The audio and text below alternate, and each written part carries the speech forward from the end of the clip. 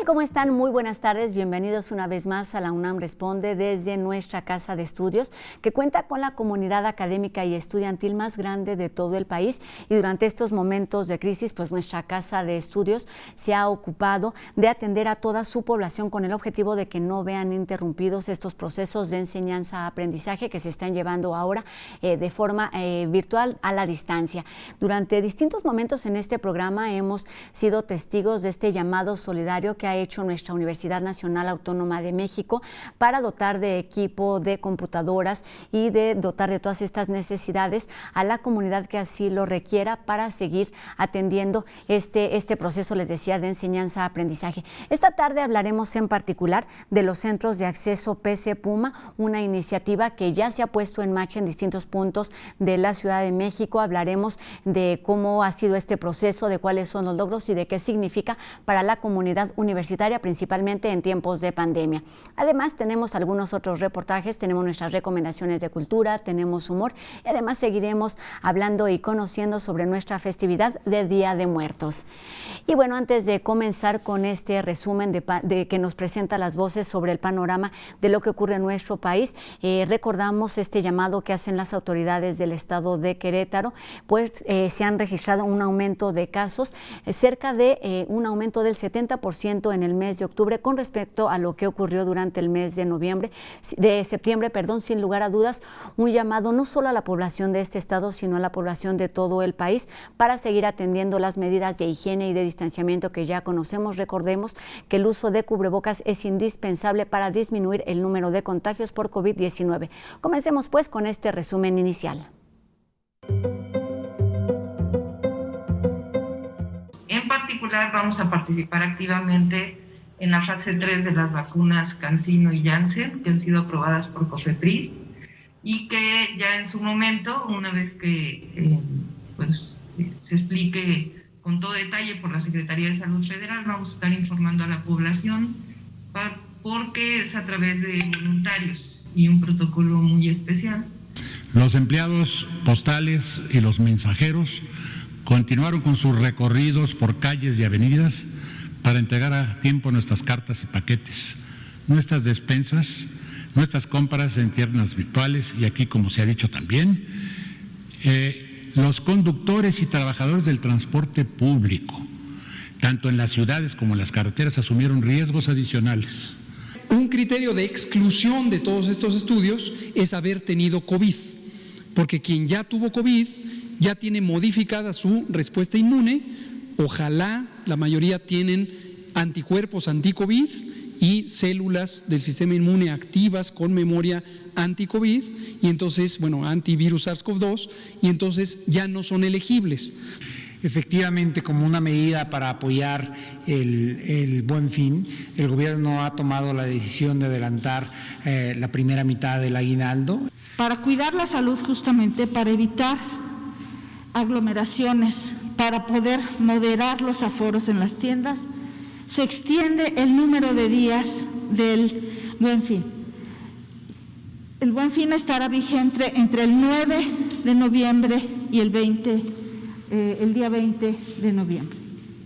La estrategia para este año está dirigida a cubrir la presencia del Buen Fin en todos los municipios del país, con la integración de los negocios más pequeños de las poblaciones hasta los centros comerciales y negocios más grandes de las ciudades. Estamos optimistas porque hay indicios de la recuperación económica. Está creciendo la economía, se están creando empleos. Les comentaba yo que el mes de octubre fue el mes de más empleos contratados e inscritos en el Seguro Social, 200,000 empleos nuevos en el Seguro Social en octubre.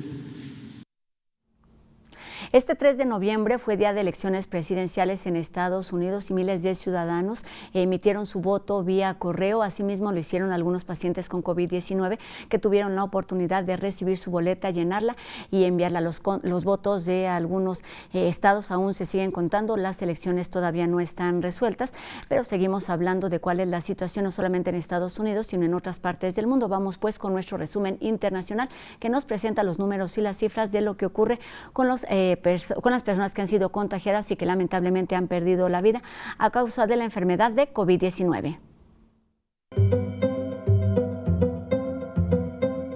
En Estados Unidos, las hospitalizaciones por COVID-19 alcanzan un máximo de 3 meses de 50.176, un aumento del 64% desde el mes de octubre. Europa registra más de 11 millones de casos de COVID-19. Austria y Grecia se convierten en los 2 últimos países del continente en imponer bloqueos. Reino Unido reporta 422 fallecimientos en las últimas 24 horas, su mayor aumento diario de muertes. Austria establece nuevo récord de infecciones diarias con 6.211. Francia informa 854 muertes diarias, una cifra no vista desde el 15 de abril. Rusia registró 19.768 nuevos contagios, un nuevo récord de infecciones diarias para el país. Lituania anuncia bloqueo de 3 semanas a partir del 7 de noviembre. Polonia anunciará más restricciones este miércoles para detener la propagación del coronavirus, tras reportar cifra récord de 24.692 nuevos casos.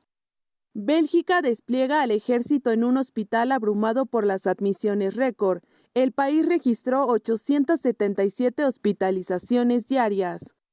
Hungría informa 4.219 nuevas infecciones, su cifra diaria más alta desde que inició la pandemia. India registra menos de 50.000 casos por 10º día consecutivo. México suma 142 muertes y 4.430 casos en las últimas 24 horas, para un conteo de 91.895 decesos y 929.392 contagios. El jefe de vacunas de Oxford y AstraZeneca dijo que existe una pequeña posibilidad de que los resultados del ensayo podrían alcanzarse a finales de 2020. Y como todas las tardes se encuentra con nosotros el doctor Carlos Rosales, quien sigue resolviendo sus dudas y sus comentarios que nos hacen llegar a través de nuestras redes sociales y los números de WhatsApp que están apareciendo en este momento. Esta tarde nos explica sobre la situación de letalidad que se vive en nuestro país con relación a lo que sucede en otros países. Vamos a escucharlo. Buenas tardes, doctor. Buenas tardes, Rosa. Qué bueno que sigue con nosotros en la UNAM Responde. En México se ha superado la marca de 1 millón. Tenemos ya más de 1 millón de casos confirmados de personas infectadas con el coronavirus. Esto pone la situación de la pandemia en una condición de gravedad. No estamos controlando la pandemia todavía. A pesar de que en México estamos en el 10º lugar, en los primeros lugares siguen Estados Unidos, India y Brasil. Si vemos el número de defunciones por país, nos damos cuenta que México brinca hasta el 4º lugar. Tenemos muchos más fallecimientos que en otros países, incluyendo los países en Europa, donde se está viendo una ola muy grande de reinfecciones. ¿Por qué es esto? ¿Por qué en México, a pesar de tener menos casos que en otros países, tenemos más fallecimientos?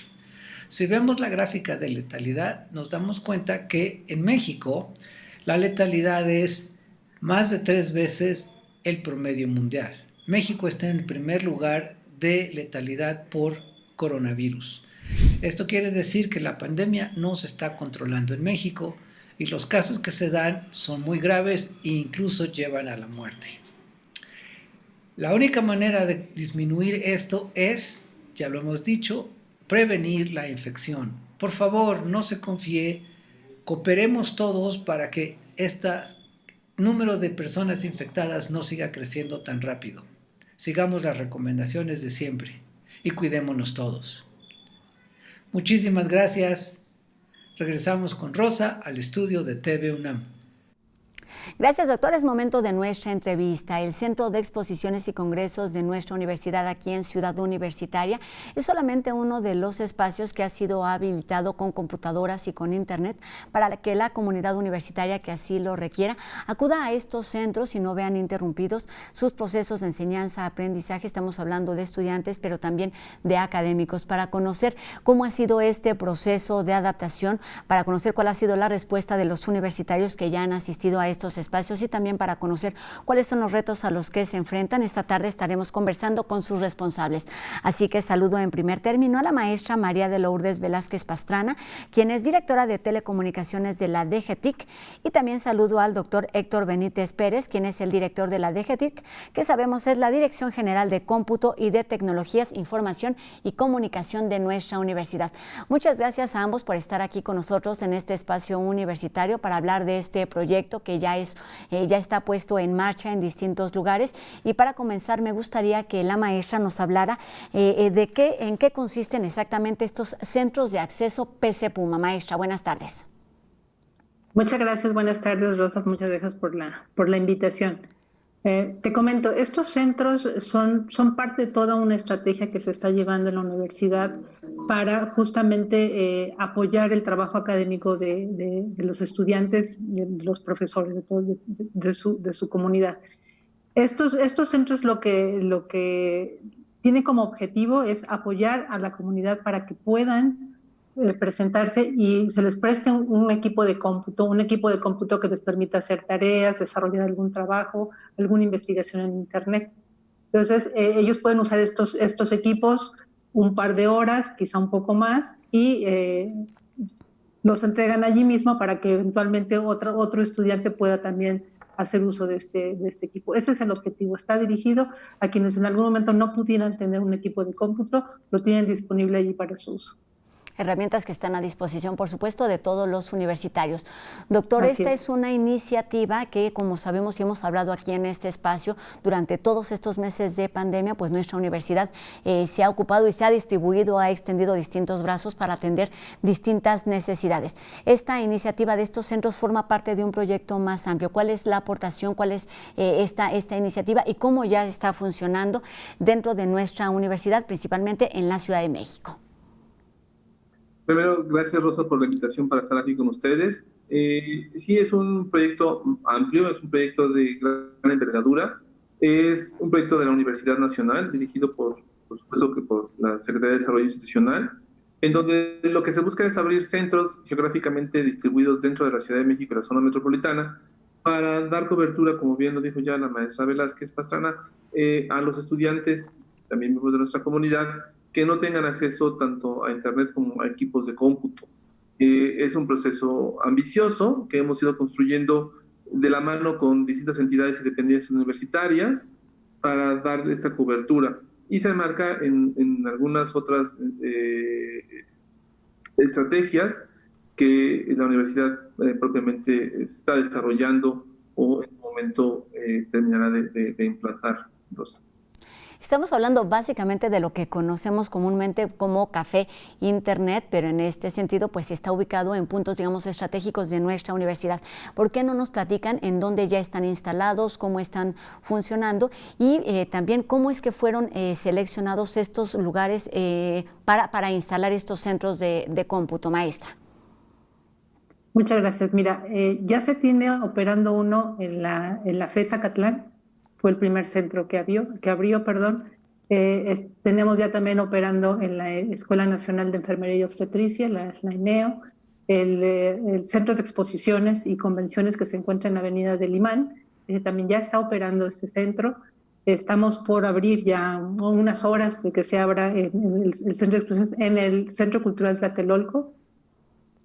Esos son los que ahorita ya están operando, que ya están el Tlatelolco a punto de operar, pero hay otros que ya vienen en camino, que están también ya por liberarse, otros 3 centros más están. Dos cosas sobre este tema. Primero, como bien nos dicen, pues se trata de un trabajo colaborativo. Me imagino que en primer término, pues con estas instancias que son, por ejemplo, la FES Zacatlán, en este caso en Ciudad Universitaria, la ENEO también y el Centro Cultural Universitario Tlatelolco, que está próximo. Además de esta colaboración, me gustaría que nos platicaran cómo se seleccionan estos espacios, es decir, tiene que ver con el conocimiento de que los estudiantes y de que esta comunidad esté necesitada, tiene que ver por el espacio, a lo mejor que se cuentan en estos lugares con espacios amplios, las computadoras estaban ahí, o cómo se llegaron a estos objetivos, doctor. Son, como puedes imaginar, son varios temas, varias variables que tenemos que tomar en cuenta. Una de ellas, por supuesto, es la región en donde se encontraba ubicada alguna parte de la población. Por otro lado, es tener la factibilidad del espacio, encontrar lugares donde podamos tener una sana distancia, donde podamos colocar una suerte de muebles, donde el estudiante o la persona que vaya a hacer uso del espacio se sienta en tranquilidad de su salud. Es también importante, un paréntesis me gustaría abrir ahí, los equipos son sanitizados de manera tal que se permite que, o se da la seguridad de que este equipo, una vez que haya sido usado por algún estudiante, se sanitiza, se limpia, de tal forma que cuando se vuelva a prestar a alguna otra persona, pues este ya está libre de cualquier superficie, con cualquier cantidad no sé si llamarlo virus, pero sí de cualquier cantidad de fluido o cualquier tipo de superficie dentro del equipo. Cabe señalar que, y regreso al punto de cómo han sido seleccionados, pues era buscando estos espacios que fuesen amplios, que tuviesen una muy buena ventilación, una muy buena iluminación, de fácil acceso para nuestra comunidad, y también entendiendo el número de estudiantes que estuvieran por región en varias partes de la ciudad. E iremos abriendo en la medida de nuestras posibilidades el resto de espacios de este tipo para una mayor cobertura universitaria.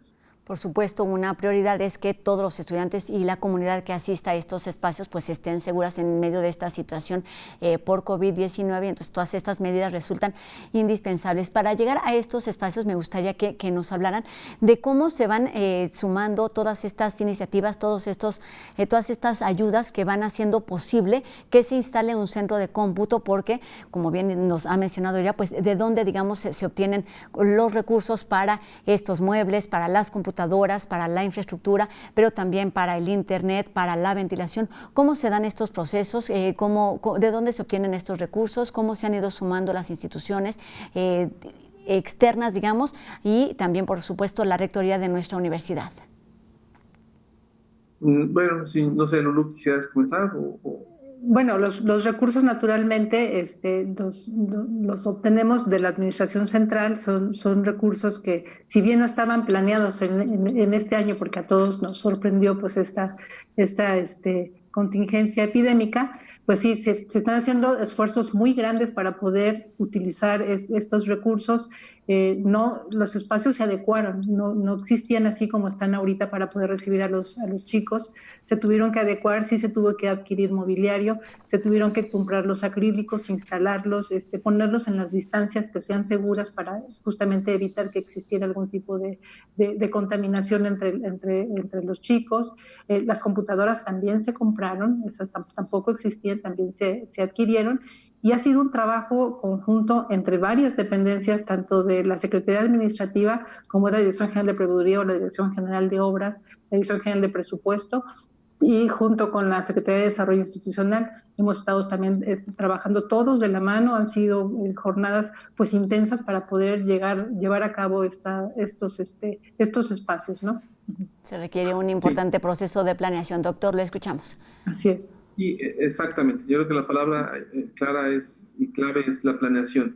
Es sentarse a dialogar entre todos de aunque el modelo puede ser concreto, sí es entender el espacio, entender las necesidades que tenemos dentro de este espacio e ir cerrando cada uno de los temas que tenemos presentes en dicho espacio que convertimos como un centro de cómputo, que pasa desde muebles, pasa por supuesto mobiliario, pasa por las computadoras, pasa por el acceso de la red inalámbrica y pasa también por el apoyo de varios colegas, de decenas de colegas universitarios, académicos, en donde ellos de manera voluntaria nos han apoyado para atender las primeras aperturas de los centros PCPUMA, y eventualmente habrá personas que nos puedan apoyar ya de manera más concreta durante varias semanas para atender los propios centros, ¿no? Pero sí ha sido todo un esfuerzo de varias dependencias y sobre todo también de varias entidades. Una suma de voluntades. Exactamente, es decir, que ese es un proceso universitario netamente. Doctor, en este sentido, digamos, para tener muy claro, ¿cuál es la aportación, el trabajo esencial de la DGTIC en estos centros? Bueno, yo creo que decir que hay un aporte central o un aporte fundamental, yo creo que somos parte de una cadena de valor en todo esto. Nosotros formamos parte de toda esta estrategia que bien mencionaba Lulú hace un rato, la maestra Lourdes, perdón, en el sentido de cómo integramos varios aspectos. Por ejemplo, cómo generamos el software para prestar el equipo con citas, porque se busca que el estudiante llegue con una cita previa establecida para evitar una aglomeración alta de personas en el espacio. Este software parecía sencillo, pero es una contribución dentro de todo este espectro. Elegir qué software debe tener las computadoras para dar un servicio académico, netamente académico. Y así consecutivamente, es decir, qué tipo de lugares se van a ocupar para resguardar los equipos, para cargar los equipos, la conectividad que debe de tener que sea estable. Entonces son varios temas, Rosa, que hemos venido trabajando, pero sí quisiera resaltar la palabra en equipo, porque todas estas dependencias y entidades pues nos hemos sumado de distintas maneras en distintos momentos. Y entre todos hemos tomado esto como un proyecto universitario, pensando inicialmente para atender a los jóvenes cercanos, digamos, poblacionalmente, independientemente si son o pertenecen a una escuela en particular, si no son universitarios, y como tal, pues que tengan acceso a este equipo y sobre todo también a la conectividad para un acceso a internet donde pues distribuimos mucho del material que usamos para nuestras clases, ¿no? Sí, vamos, lo que se busca es crear el ambiente idóneo con todo lo que ello implica para que quienes asistan a estos espacios pues cumplan su objetivo. Maestra, considerando pues todas estas necesidades, ¿de cuántos equipos estamos hablando en términos generales o en cada una de las sedes? Como guste platicarnos este tema de los equipos y el número de personas a las que puede dar servicio. Perdóneme, sí, depende naturalmente de la sede, los espacios son diferentes. El más grande que tenemos ahorita es el de centros de exposiciones y para ese tenemos considerado un aforo de 340 computadoras, 340 espacios simultáneos en los que podrían estar los chicos trabajando. En el caso, por ejemplo, de Tlatelolco son 120, te digo, depende mucho el espacio. Para los primeros 5 centros que tenemos todos identificados se habían considerado casi 800 máquinas, 788 computadoras. Que están siendo distribuidas. Habíamos mencionado 4 puntos, que son Acatlán, Ciudad Universitaria, la ENEU y el Centro Cultural Universitario Tlatelolco. ¿Cuál es el 5.º punto que está considerado, doctor o maestra? En Ciudad Universitaria, perdóname, sí, adelante. Está bien. Bueno, del otro centro estamos pensando abrir. Aquí estamos viendo la biblioteca central de la universidad, pero hay cosas que debemos de trabajar dentro de la propia biblioteca. Es un espacio muy bonito, muy rico, es un espacio muy llamativo, de gran valía y que se está adecuando de manera tal que sirva para estos fines de manera correcta. Entonces, este espacio, la Biblioteca Central, pues estamos en espera de tenerlo listo para poder abrirlo en este sentido. Está en ese proceso de planeación, digamos, para que justo cumpla con los requerimientos, como ha sucedido, y por supuesto que hay que considerar todos estos espacios. Sabemos que el Centro de Exposiciones y Congresos de nuestra universidad es muy amplio, permite tener ahí ubicados, como bien nos decía la maestra, 340 computadoras, que 340 personas estén ahí ocupándolo de forma segura, además seguramente considerando pues las distancias que ya conocemos, las medidas de distanciamiento y de higiene que están activas durante esta crisis sanitaria. Vamos a regresar a este espacio para seguir hablando de cuáles son los requerimientos, de cuáles son los objetivos y también cuál es la importancia de que la comunidad universitaria esté conectada en tiempos de pandemia. También regresaremos para hablar y para conocer nuestras recomendaciones culturales. Seguiremos hablando del Día de Muertos, esto y más aquí en la UNAM Responde. No se vayan.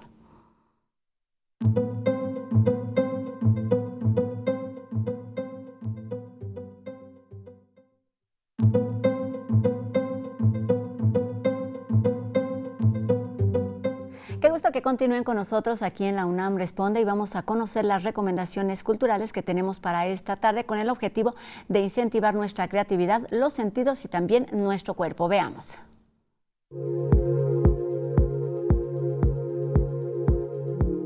El Centro Cultural Universitario Tlatelolco invita a incentivar la escucha con esta exposición gráfica propuesta por artistas de la Brigada 2020, preocupada por los tiempos pandémicos que acomplejan de múltiples formas a nuestra sociedad. Incentivar la escucha consiste en emitir mensajes a través de cápsulas en redes sociales, así como con carteles colocados en algunas colonias de la Ciudad de México, a través de los cuales se difunden mensajes sobre el cuidado de la COVID-19, el respeto y la solidaridad al personal médico, así como la empatía y el apoyo entre la sociedad por la crisis que atravesamos.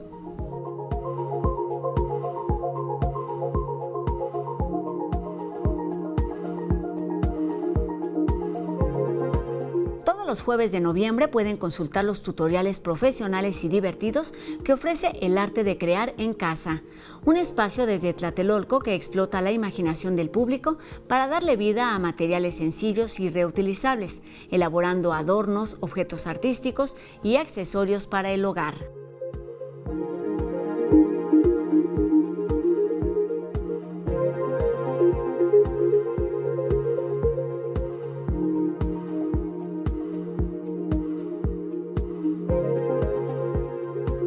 Danza UNAM dará a conocer este jueves la selección de la convocatoria Plan Danza UNAM para la reactivación del campo dancístico nacional con el streaming Vacuidad, en el que el intérprete Serafina Ponte explora el espacio físico a través de la interacción del cuerpo con la cámara, creando diferentes composiciones que delimitan sensaciones de libertad en espacios cerrados, tal y como lo ha hecho la pandemia que nos ha obligado a movernos de mil maneras en un mismo espacio.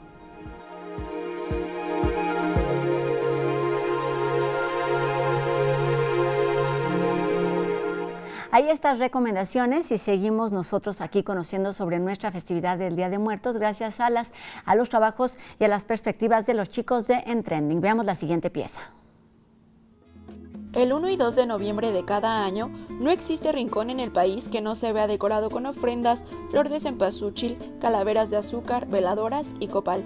En algunos sitios alejados de la ciudad, se siguen realizando ceremonias apegadas a rituales indígenas que resisten el transcurso del tiempo para no quedar en el olvido. Sabemos que, por ejemplo, en algunos pueblos indígenas, que tampoco podemos homogeneizar todo, ¿verdad? No podemos decir que todos piensan igual, ni tienen el mismo tipo de ritual. Para muchos pueblos indígenas realmente no hay una división entre vida y muerte muy tajante, sino que existe cuando morimos, bajo su cosmovisión, realmente nunca nos vamos, siempre estamos presentes. Sin embargo, el Día de Muertos se ha transformado de la mano de diversos procesos históricos que han transcurrido en el país.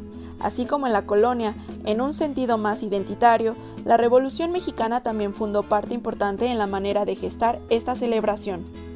Hay que destacar que también se dieron procesos de nacionalismo después de la Revolución Mexicana. Se empieza a dar una amalgama, ¿no?, entre esta visión más nacionalista en torno a la muerte que expresan distintos pueblos indígenas, pero también a nivel popular, bajo una óptica donde artistas como Diego Rivera, ¿no? Alfaro Siqueiros, los muralistas, o literatura que se escribe en torno a la muerte, se destacan estos procesos, va unida a esta idea de una nación mexicana. Debido a todos estos aspectos, el concepto del Día de Muertos se mercantiliza como muchas otras festividades, y aunque esto impacta en considerables derramas económicas por el turismo que atrae, es importante considerar hasta qué punto podemos seguir ofertando dicha celebración de manera capital, sin dejar de lado la razón primordial de esta. Yo creo que el problema que actualmente enfrentamos es su comercialización y su espectacularización institucionalizada, porque lamentablemente las autoridades de distintos niveles, ¿no? Como lo hizo el gobierno de la ciudad en el gobierno pasado, ¿no? De crear todo un espectáculo en torno a calaveras y catrinas, ¿no? Etcétera, pues empuja más hacia una visión espectacular de aquellas prácticas, más bien distanciándose de las prácticas comunitarias y familiares, donde pues no tiene nada que ver eso con lo que se puede construir desde un hogar mexicano que cree en ese tipo de rituales. Esta festividad causa revuelo en muchos países, lo cual emite un sentido de admiración hacia nuestra historia y riqueza cultural. No obstante, la apropiación cultural de dicha celebración por parte de otros tantos países pone en riesgo de alterar y banalizar la identidad y cosmovisión de los pueblos indígenas en resistencia. Pues sí, una oportunidad no solamente para realizar estas prácticas y para fomentar nuestras tradiciones, sino también para defender su sentido más original. Y vamos enseguida con el buen humor de Dani Quino y el equipo de No Memes.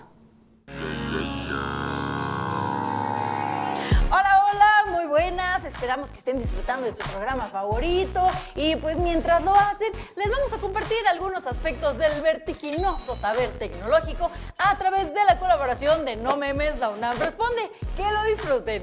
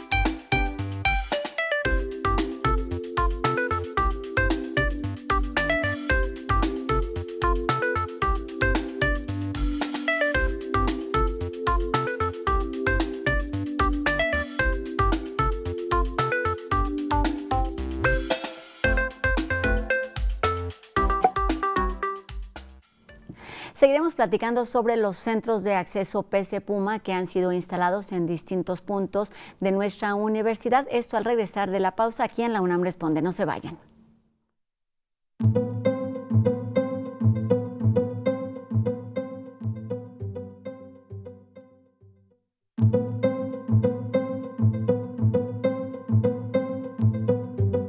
Ya estamos de regreso en la UNAM Responde y seguimos hablando sobre conectividad, computadoras e Internet con los responsables de este proyecto que se titula Centros de Acceso PC Puma. Retomamos nuestra conversación con la maestra María de Lourdes Velázquez Pastrana, quien es ingeniera mecánica electricista y también maestra en ciencias redes en telecomunicaciones. Y también retomamos la conversación con el doctor Héctor Benítez Pérez, quien es ingeniero mecánico y también integrante de las Academias Mexicanas de Ciencia y de Ingeniería. Pues ya nos platicaban de todos estos procesos que se requieren de esta suma de voluntades para poner en marcha estos centros que permiten a la comunidad universitaria estar en comunicación con nosotros. Me gustaría comenzar este bloque hablando de la importancia de la conectividad, no solamente en tiempos de pandemia, aunque por supuesto en esta situación se complica para algunos de los ciudadanos y para algunos de los estudiantes. ¿Por qué para la universidad es una prioridad el invertir también en la conectividad? Doctor. Gracias, Rosa. Sí, eso es una pregunta muy importante. ¿Por qué requerimos conectividad? El propio equipo de cómputo no es el lugar solamente que podemos entender. Estamos conectados, al final de cuentas somos un grupo social y como tal debemos de trabajar en conjunto. En ese sentido, la forma de conseguir ese trabajo en conjunto pues es a través del Internet, es a través de establecer una red de colaboración entre nosotros, llámese colegas universitarios, llámese profesores, estudiantes, para diversas actividades. Y esto es aquí la parte más importante que ya trasciende a DGTI, que toca a áreas como la CUAYED, que es la docencia en estos tiempos de pandemia, pero sobre todo cómo generar actividades académicas que tengan sentido con estas herramientas tecnológicas y la posibilidad de conectarnos a distancia. El hecho de poder establecer una red y establecer grupos de manera virtual, pues nos hace pensar en que las materias, las clases, pues no se dan de manera tradicional. Obvio que tiene esta herramienta, pero se puede dar de muchas otras formas, a través de actividades. Y hay toda una teoría, hay toda una escuela de pensamiento, hay todo un grupo de profesionistas que se han dedicado a estudiar este tipo de cosas. Al interior de la DGTIC hay un grupo, pero también en la CUAYED hay otro, y en distintas sedes universitarias, entidades universitarias, hay gente que se ha dedicado a estudiarlo, a ver cómo nos preparamos, cómo construimos comunidad, cómo construimos conocimiento y cómo divulgamos cómo generamos conocimiento con nuestros estudiantes, utilizando diversas herramientas, entendiendo lo que se llame actividades académicas. Importante este punto porque efectivamente no se trata únicamente de computadoras o de internet, sino todo lo que ello implica en cuanto a beneficios y también en cuanto a limitantes. Maestra, considerando por supuesto todos estos puntos, me gustaría que nos hablara de cuál ha sido la respuesta de estos centros que ya se han puesto en marcha, quiénes han participado, quiénes han asistido, porque quizá a algunos sectores de la población podría parecerles pues un poquito innecesario estos espacios cuando pues es muy fácil, digamos, tener desde un teléfono inteligente, estando en casa, pues acceso a computadoras y a internet para seguir con estos procesos, pero por supuesto las realidades son distintas para los distintos sectores de la población. ¿Quiénes han asistido, quiénes se han visto beneficiados con estos centros de apoyo? Mira, básicamente, como te decíamos al inicio, el objetivo son los estudiantes. Entonces, las visitas que hemos tenido naturalmente son los estudiantes. Es todo un proceso para poder llegar a tener el préstamo de una computadora. Se tiene que hacer una reserva a través de un sitio web. Entonces, los estudiantes han ido reservando estos espacios. Estamos hablando ahorita por el momento, sobre todo por la situación que maneja la pandemia, pues hemos tenido decenas de visitas ahorita, ¿no? en estos centros, pero estamos esperando que eventualmente sigan viniendo más los chicos. Son herramientas que pareciera que no, pero no todos pueden contar con una herramienta de este tipo, ¿no? Particularmente las computadoras y la conexión que es de alta capacidad en estos centros.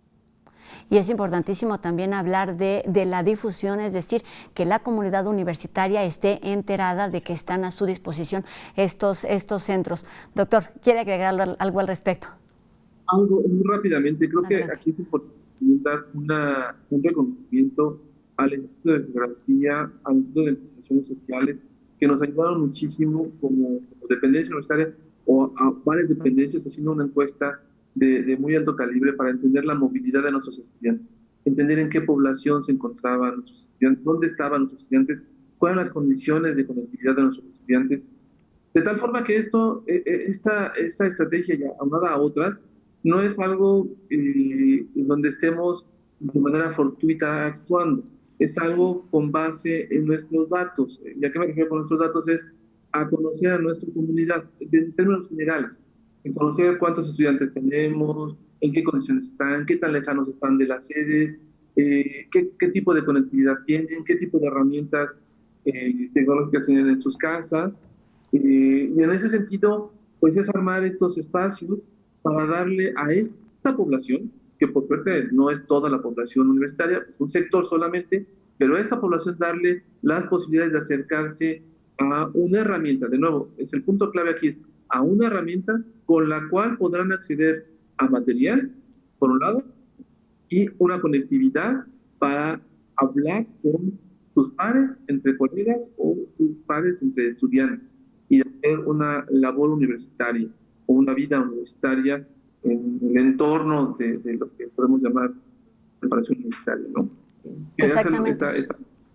Exacto, es una respuesta a una necesidad que la misma comunidad ha externado a través, pues sabemos, de distintas encuestas, de distintos cuestionarios que se han puesto a la disposición de la comunidad universitaria desde que comenzó esta pandemia, esto como una o muchas iniciativas desde nuestra Universidad Nacional Autónoma de México para atender distintas necesidades. Para tener claro y para dar clara esta información, ¿cómo pueden acceder a este servicio? ¿Cuál es el procedimiento? ¿Por dónde empezar para poder estar frente a una computadora y tener acceso a estos servicios de Internet? Maestra.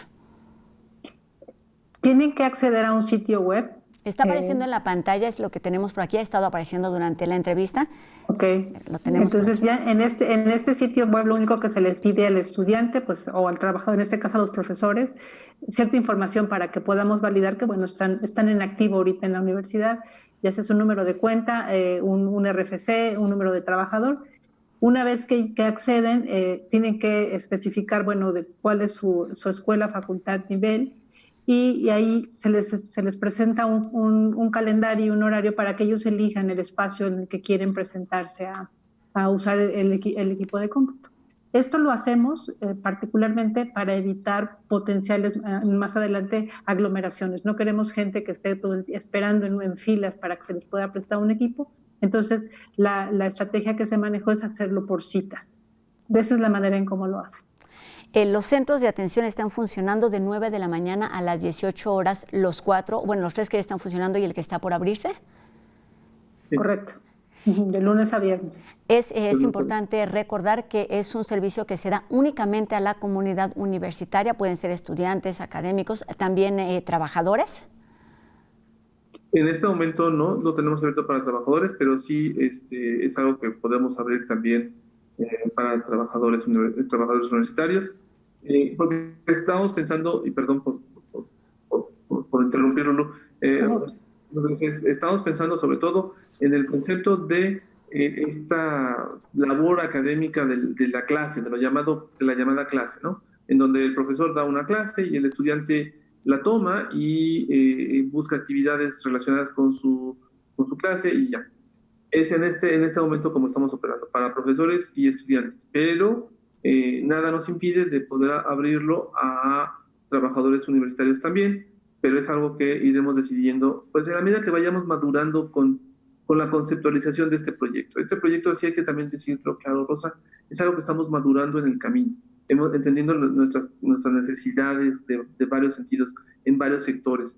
Y pues en este espectro, pues es también abrir los espacios necesarios para los distintos sectores de nuestra universidad con aquellas demandas que tengan en el entorno universitario.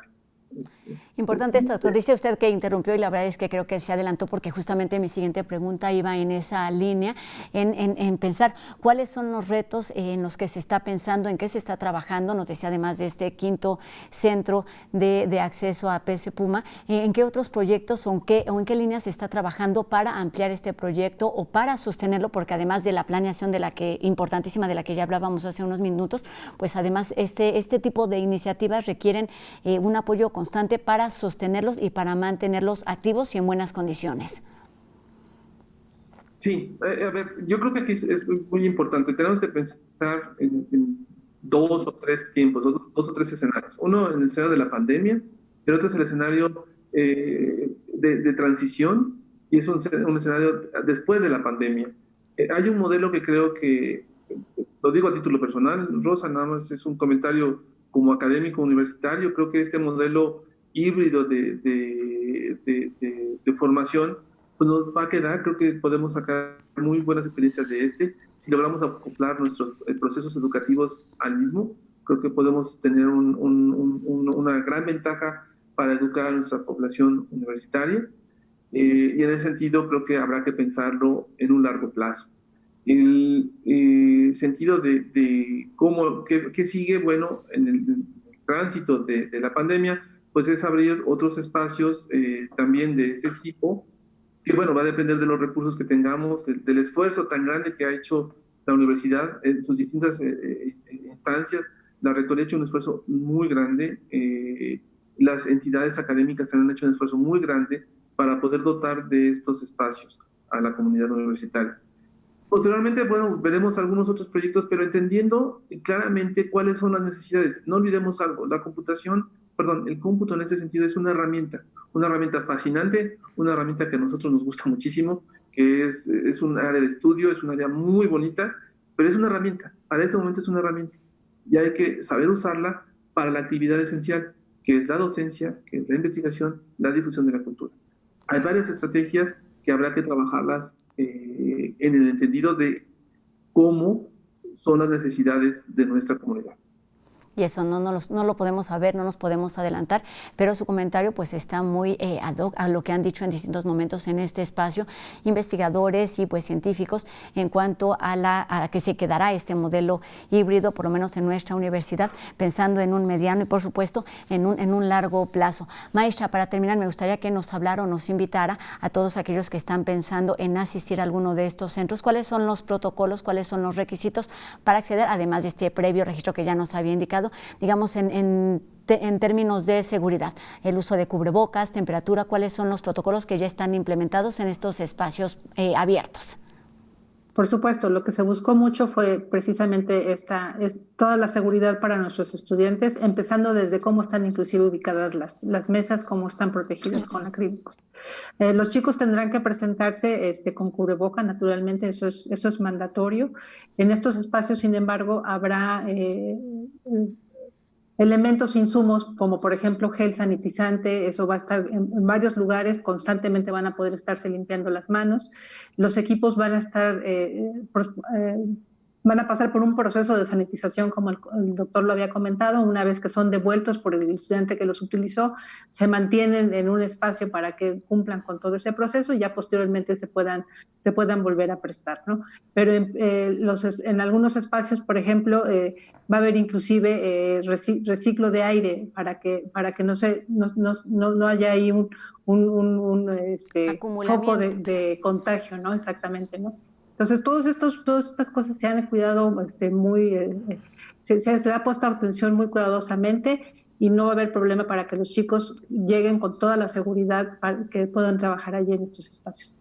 Pues sí, son por muchas razones un proyecto que requiere de distintas voluntades para que se haga posible, como decíamos, desde la planeación, la puesta en marcha y el mantenimiento, porque pues si hay seguridad entre todos los que asistan a estos centros, se puede garantizar que se abran otros espacios y que se vayan ampliando estos centros. Doctor, ya solamente para terminar, hablaba usted muy acertadamente de que este es un trabajo que se está pensando en tiempos de pandemia. Me gustaría preguntarle si tienen desde la DGTIC, que ya estaba funcionando, por supuesto, desde hace ya muchos años en nuestra universidad, en estos temas de conexión y de conectividad, pensando en el beneficio de los universitarios. ¿Cuál ha sido el aprendizaje? Y digamos, no desde la academia, sino pensando justamente en las herramientas y en su importancia, ¿cuál ha sido uno de los principales aprendizajes y con qué se queda la DGTIC? Bueno, yo creo que aprendizajes han sido varios, han sido muchos. Yo creo que primero es fortalecer nuestras relaciones como dependencia y sentirnos orgullosos de que pues, estamos trabajando para la universidad. Ese es un trabajo muy importante en el sentido de reconocernos como un grupo humano comprometido para su universidad. Un segundo aprendizaje ya más desde el ámbito de la parte técnica, creo que esta suerte de exposición hacia un reto de conectividad nos plantea el entender cómo se encuentran todas nuestras instalaciones y ver cómo vamos a desarrollar nuestras instalaciones para los próximos años en términos de ser muy, muy operativos para dar una solución a nuestras distintas necesidades, cuáles van a ser estas y sobre todo garantizar un buen uso del recurso tanto monetario como el recurso universitario, para dar respuesta a diversas y muy diversas actividades universitarias, como es la investigación, por supuesto la docencia, la difusión de la cultura, el desarrollo tecnológico. Pues ahí están estos aprendizajes y estas herramientas. Lo que nos queda como medio de comunicación es precisamente dar a conocer y llegar a la mayor cantidad de estudiantes y de académicos. Pues esta herramienta, los centros de acceso PC Puma están abiertos en sus sedes de la FES Acatlán, del Centro de Exposiciones y Congresos de la UNAM aquí en Ciudad Universitaria, también en la Escuela Nacional de Enfermería y Obstetricia, y está por abrirse el del Centro Cultural Universitario Tlatelolco. Para conocer todos los detalles y todos los requerimientos, pueden acceder a la página que ha estado apareciendo en nuestra pantalla, que es pcpuma.unam.mx, centros de acceso. Les agradezco muchísimo a nuestros invitados de esta tarde, la maestra María de Lourdes Velázquez Pastrana y al doctor Héctor Benítez Pérez, ambos de la Dirección General de Cómputo y de Tecnologías, Información y Comunicación, la DGTIC. Gracias por esta información, pues gracias por esta iniciativa que seguramente será de utilidad para una buena parte de la población universitaria aquí en la Ciudad de México. Muchas gracias y éxito con este proyecto que por supuesto no ha terminado, está la planeación, está puesto en marcha, pero hay mucho que hacer. Buenas tardes. Muchas gracias. Pues ahí están los datos y ahí está la invitación. Y nosotros seguimos, vamos a conocer la historia de Flavio, quien esta tarde nos acerca a una familia para que nos cuente precisamente pues cómo se vive el que uno de los integrantes de la familia se haya contagiado de COVID-19, cuáles son estas realidades. Vamos a conocerlo en la siguiente historia. Buenas tardes, ¿cómo estás? ¿Cómo están todos en el estudio?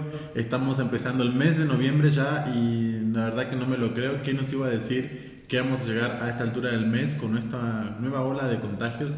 Y de eso quiero hablar hoy, sobre las dinámicas que se generan en una familia cuando un habitante de la familia da positivo a la COVID-19. ¿Cuál es la dinámica? ¿Cómo es el protocolo de salud? ¿Qué es lo que tienen que hacer? Y esta entrevista es muy personal porque se trata de mi propia familia, en este caso es mi hermano, su esposa y su pequeña hija, mi sobrina Atenea, y quiero hablar con ellos para que me cuenten cómo recibieron esta reciente noticia y cuál es la dinámica y el protocolo de salud que están empleando en su propia casa. Esta es una entrevista muy particular porque me la paso hablando de COVID, pero esta vez es sobre mi familia, con mi hermano, mi cuñada y mi sobrina. Quería preguntarles cómo están viviendo esta situación. Ahí está la niña. Me gustaría preguntarles cómo están viviendo esta situación en su hogar. La verdad que es una situación bastante rara, para decirlo de una manera, ¿no? El tema del contacto, del no poder abrazarse, no poder saludarse. Y ustedes, literal, en el espacio en que están, literal, tú no entras a su espacio o te acercas a lo lejos, o ¿cuáles son tus medidas de precaución para no contagiarte? Yo tengo que entrar porque nuestro baño está justo en el cuarto. Entonces, el contacto es el sitio que entrar al cuarto para ir al baño. Pero más allá de eso, no tratamos de estar lo más en distancia posible, ¿no? Nena, obviamente, es complicado porque la nena viene acá, me abraza, juega conmigo, es muy difícil esa situación, pero con Flor tratamos de tomar la distancia que más podemos, ¿no? A mí me dio positivo, con muchos síntomas, ¿no? Con un cuadro leve, pero bueno, la pasé mal. Pero Fede tiene negativo. ¿Y cómo puede ser que en una casa, teniendo con la niña de por medio, abrazándose, cruzándosela, tú des positivo y él dé negativo? No sabemos, es como los misterios del coronavirus, porque lo cierto es que mis síntomas fueron bastante fuertes, pero los médicos también me dicen que a veces con poca carga viral puedo tener muchos síntomas y por eso no contagiarlo a él. Es complicado de entender también porque, como decías vos, la nena, los niños son transmisores bastante potentes del virus, no así, por suerte, no lo portan y lo sufren, digamos. Quiero decir que no hacen síntomas ni cuadros, que es la parte buena para mí y que alivia. Pero sí, la nena va con él, viene conmigo, compartimos baño, cosa que desinfectamos y limpiamos, pero igual lo compartimos. Federico, teniendo en cuenta que estás conviviendo en un espacio bastante reducido, ¿Te da miedo? Yo tuve miedo desde el primer día, no te voy a mentir. Antes de hacerme el hisopado, tuve mucha paranoia, pero sí, obviamente está el miedo porque también está el hecho de la incertidumbre de que ahora no sé si yo tengo o no tengo, o si el hisopado estaba mal hecho y yo en realidad estoy contagiado, ya no lo sé. Igual yo después de que Florencia que le den el alta, yo tengo que hacer 14 días más de aislamiento. Por un hecho de seguridad, el doctor me dijo que tengo que hacer 14 días más. Y ahora teniendo en cuenta que Florencia está por salir del periodo de la enfermedad, ¿cómo va a seguir la cuarentena en la familia? Bueno, la cuarentena va a seguir que cuando Florencia le den el alta, yo voy a tener que hacer 14 días más de aislamiento. Y Florencia, ¿en algún momento pensaste como mamá de la familia y como la persona que se contagió, aislarte de esa casa, irte a otro espacio, o siempre lo hablaron y dijeron que iban a estar juntos? Me lo propusieron al momento de hacerme el hisopado en la clínica, me preguntaron si tenía dónde aislarme. Lo cierto es que yo me lo hice después de 2 días de tener fiebre y de tener síntomas fuertes. Por lo tanto, durante todos esos días, y los días previos también que uno contagia a tener síntomas, estuvimos los 3 juntos. Entonces, creímos lo dimos por sentado que el contagio, al menos hacia Federico, que es el que puede tener síntomas, era un hecho. Y como mi hija es chiquita, tiene 2 años, ella toma la teta, está muy pegada a mí, por supuesto, porque soy su mamá, nos pareció que no iba a sumar mucho más, no íbamos a prevenir mucho más si yo me iba y me aislaba. Preferimos hacer la cuarentena los 3 juntos. Bueno, antes de que termine esta entrevista, me gustaría que me muestren a mi querida sobrina, que anda por ahí, la estoy escuchando. Cuídate, que no te contagies el COVID. ¿Está bien? Bueno, un beso, chicos, les deseo suerte y una pronta recuperación. Gracias, Fla. Muchas gracias. Un beso grande.